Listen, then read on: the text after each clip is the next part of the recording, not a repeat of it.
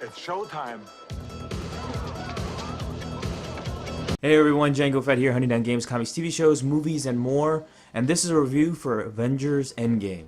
And don't worry, there's going to be no spoilers whatsoever. So this is the big movie that it's all been leading to after Infinity War and even the first Avengers movie. It's been 10 years, I think 10 years, with the Marvel films. And now we have the big one in, I was about to say Infinity War, Endgame. So this is directed by the Russo brothers once again, who did Infinity War and Captain America Winter Soldier, which still remains my favorite, and Captain America Civil War. So this movie is actually set in a very weird time. I don't even know how to describe it, because it's a time jump movie. So it deals with this weird time shift. They have to go back to the past. So it gets very weird. So I don't know how best to describe it. Other than it's just a time travel movie like Back to the Future, but on a totally different scale. So it deals with the remaining members who survived after Thanos nearly obliterated half of the entire galaxy. And now it just deals with the survivors trying to basically want to get back to the old days and get everyone back to life. So that's the best way to describe the plot without actually spoiling anything. If you didn't know about the time travel, I mean, that's on you. I think everybody knows it by now. Let's talk about the actual good about this movie. And I think there's a lot of good, but there's also a bunch of bad too associated with this film that I will get to later. So first off with the good. Like I have with my Funko Pops right here, Captain America, Iron Man, Thor. This is their movie. These three are the big standouts. This is the Trinity right here. This is the Marvel Trinity in a nutshell. Done exceptionally well, of course, than DC. But this just revolves around these three, and they're the true shining beacons and the leaders of the Marvel Universe, the Marvel Avengers, of course. And they're just great. Every single one of them has a standout role, and they all shine in their own individual ways. And you could say that for the rest of the members too. Even though some do not have, exceptional amount of time like these three, they do have, some of the spotlight shined on them when they appear as well. So that's always really great. And this movie is really about the character interactions, the superhero interactions with one another. And it's done very well. I think I liked Captain America Civil War a bit more in the politics revolving around that. But that's just my personal take. But it does do it very well. I just love seeing all the different characters, all your favorite characters interact and talk with one another, especially for the first time, and seeing how they react and how we react to that is also very well done. And I love the action. The action is fantastic. The last hour is just insane. It's just insane action, non-stop action after action, and it's very fun to watch. And I think what's worth the price of admission alone is the famous line, I will not spoil, but if you're a fan of the Avengers, you'll know it very well, is spoken during this one pivotal scene. And you see this great action scene, and it's just incredible and easily worth the price of admission for that scene alone. And of course there's going to be some unexpected moments, some character deaths, which I will never spoil. You'll have to find out on your own. But the writing was kind of on the wall, so you did kind of see it. But there's also one that I didn't see coming as well, and that was also very cool. And that's what you want to see, the unexpected. You want to be shocked and surprised at many moments during the movie. And it's a very fun and entertaining movie to watch, even though it was an incredibly long movie, which is a negative in my opinion. I was entertained. I watched this movie around 12 o'clock in the morning on a Saturday. I managed to get lucky and watch this freaking movie, man. And it's a 3-hour movie, and I was engaged the whole freaking time. I was dead after work. But I managed to go out with my friends, watch this movie at 12 a.m. of all times, and watch it till 3 p.m. or 3 a.m. And I was still awake. I was surprised by it. I mean, of course, when I got back, I just crashed and burnt, I just crashed right there. But that's amazing to me that a 3-hour movie will keep my interest and keep me awake the whole freaking time. despite it being the very long runtime. That's just a great positive right there. And that also leads to the negatives, because I think that's just way too long. 3 hours is just way too long. I do not want to watch this movie, probably not again in theaters. Maybe have to wait till Blu-ray when it comes out and then watch it again. But I don't think it's worth watching multiple times, like many other people would say it is. I just can't. I just don't think I have the energy and the will to do it again after seeing it once already. But that's just me, man. I just feel like there's only certain movies that can do it.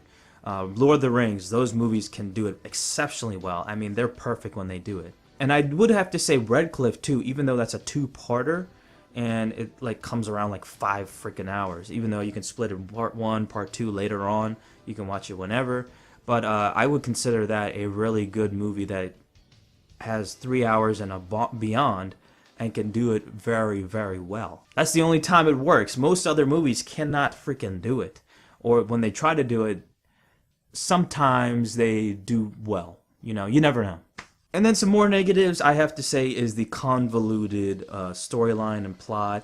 And it's just, this time travel stuff, you know, Bill and Ted's Excellent Adventure and Back to the Future, they did reference during this movie, which is great.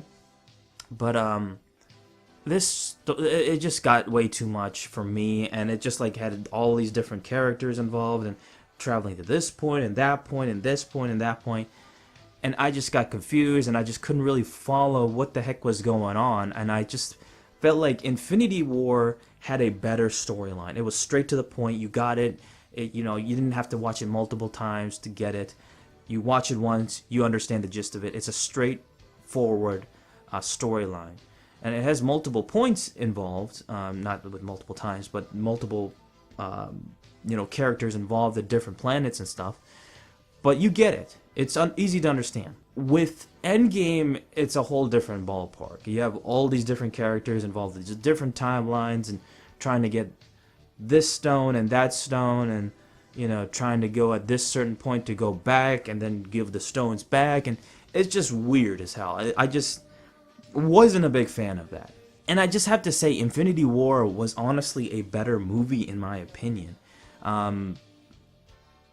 I just liked how Thanos truly thrived in that movie. That was Thanos' movie. And even though Captain America I would say Captain America, it just wasn't, he wasn't involved that much. And I was really disappointed with that, as I'm a huge Captain America fan, as you can see. Also, I forgot to mention how Hawkeye was actually pretty cool in this movie too. I actually really liked him.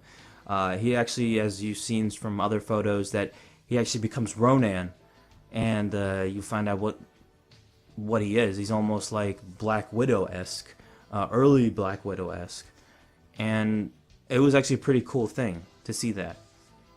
So I did like his character too. I mean, he definitely shined for a little bit too. Another negative is another character is the Hulk. He was bad in the first Infinity War. He didn't really stand out. He definitely stands out in this movie, but it's a different Hulk. And I love seeing the original Hulk, the one that just goes crazy and insane. And I understand he has to evolve and stuff, but this is just a very subdued and boring Hulk. And he does have his moments, I guess, here and there, but I wasn't a big fan, and it's just another disappointment for Hulk fans, as I'm a Hulk fan myself, and just not seeing him stand out like he usually does is just, I mean, the last movie he was great in was Thor Ragnarok, and yeah, it's just disappointing to me, man. The last character I want to mention is Captain Marvel. I fucking hate her in this movie now, and I tolerated her in the last movie after all the shit she's getting associated with that, but this movie, I hate her now. I cannot stand her. She is OP as hell and doesn't give a shit about anybody, of course. She wants to travel around. Oh, I'm too important for Earth and all this other stupid bullshit. She's super OP and even gives Thanos a run for his money. And it's just like, what's the point of her character for being too overly powerful and like having no real challenge? Like, what's the point in that? Like, who's gonna challenge her in future movies? Who's gonna do anything to her? Like, she didn't earn her power. She just randomly got it at, at the right time. Managed to go at the wrong place at the wrong time, or right place at the right time, I guess you would say, and get her powers. I mean, you could say that about other characters, other, superheroes as well, but it just doesn't feel warranted or, impactful that she got her powers and is the strong female character. She just gets it, It's like, it feels unearned, and she just comes off pompous and arrogant, and I hate her now. I just can't stand her. We'll see how the other future films go, but this also leads me to plot holes, because this movie is abundant, or has a few main plot holes that I have a problem with. The one major one is in the beginning, Captain Marvel just fucking appears out of nowhere, and is just apparently part of the team, with no proper introduction or anything. She just appears, saves somebody, and she's just a part of the team, and nobody's like, who is this person? What is she doing here?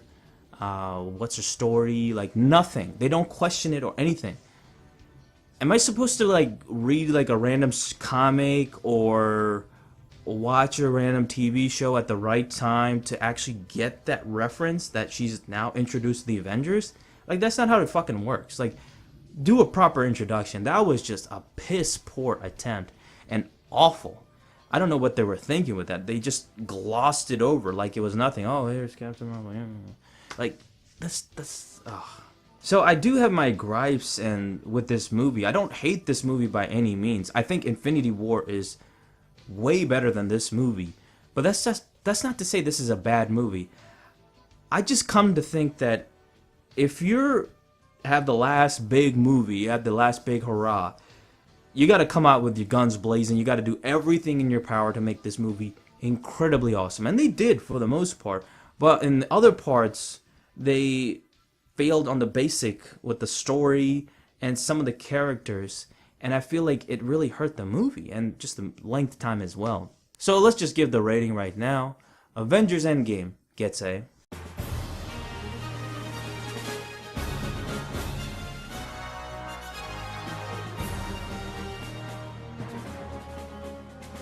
I've been a Marvel fanboy for years, but I gotta call it as it is, man. When it comes to a movie, it's not the greatest or the best movie by any means, as many people would expect it, and that's what I would expect too.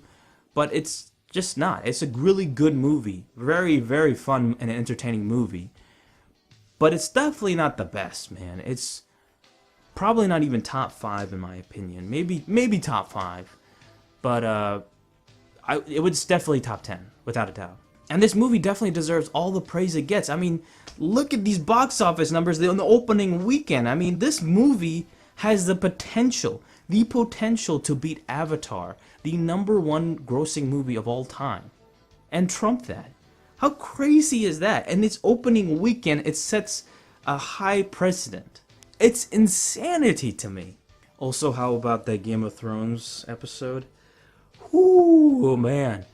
A lot more people died in that than Avengers Infinity War, and I would say I enjoyed that a lot more. And that was in an hour and 30 minutes, longer than usual Game of Thrones episodes. But god damn, that was a great fucking episode.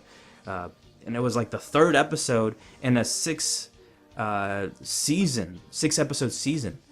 So it's halfway into it, and it already feels like a freaking season finale. How crazy is that shit? And the rest of it will be dedicated to a whole new war and stuff, or old war, I guess. But crazy shit and utter insanity for Game of Thrones. What a great fucking weekend, man.